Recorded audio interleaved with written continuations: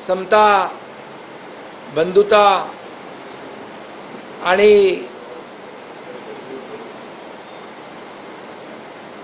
या ठिकाणी त्यांच्या जीवनामध्ये आमूलाग्र बदल घडवण्याचं देखील काम केलं। 1881 साली याच दिवशी डॉक्टर बाबासाहेब आंबेडकर यांचा जन्म या आपल्या भारत भूमीत झाला आणि 1956 साली त्यांचं महापरिनिर्वाण झालं। पण स्वतंत्र भारताच्या 75 वर्षाच्या इतिहासात एकही दिवस असा गेला नाही की बाबासाहेबांची आठवण आली नाही।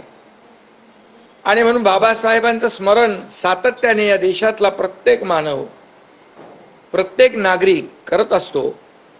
कारण बाबासाहेब हा आपला एक श्वास आहे। बाबासाहेब एक आपला दीपस्तंभ आहे, ज्याला इंग्रजीत ज्याला इंग्रजीमध्ये गायडिंग लाईट म्हणतात, ध्रुवतारा। आणि असा समतेचा संदेश देणारे बाबासाहेब जर बाबासाहेब आपल्या या देशाला ज्यांनी सर्वोत्तम घटना दिली, अनेक देशांच्या घटनेचा अभ्यास करून सर्वोत्कृष्ट घटना बाबासाहेबांनी लिहिली, अगदी शेवटच्या माणसापर्यंत न्याय पोचला पाहिजे, त्याला न्याय मिळाला पाहिजे, ही भावना त्यांनी मनामध्ये ठेवली।